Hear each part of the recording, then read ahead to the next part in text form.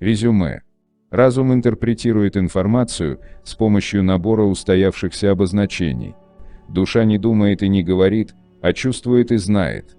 Разум способен создать только относительно новую версию дома из старых кубиков. Принципиально новые открытия приходят из нереализованных секторов.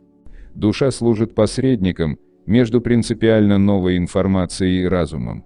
Душа воспринимает нереализованную информацию как знание без интерпретаций. Если разуму удается интерпретировать информацию души, рождается открытие. Разум способен однозначно определить состояние душевного комфорта. Приучите себя обращать внимание на душевный комфорт. Отказавшись от важности, вы получаете свободу выбора своей судьбы.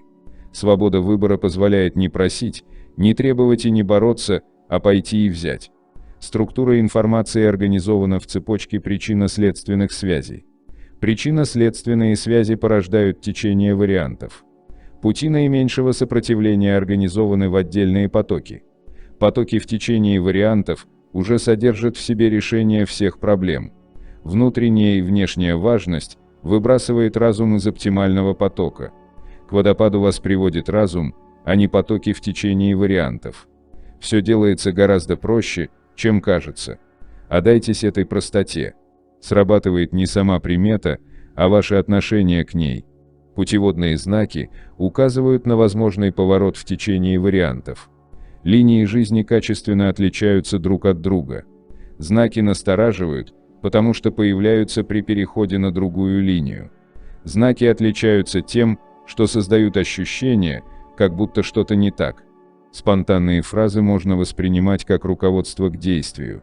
Состояние душевного дискомфорта является ясным знаком. Если вам приходится себя уговаривать, значит душа говорит «нет». Если есть возможность отказаться от дискомфортного решения, отказывайтесь. Необходимо ослабить хватку и принять непредвиденное событие в свой сценарий.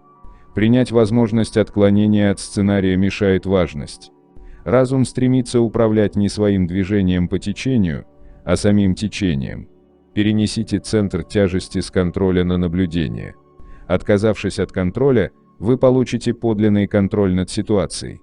Если вы будете двигаться по течению вариантов, мир пойдет к вам навстречу.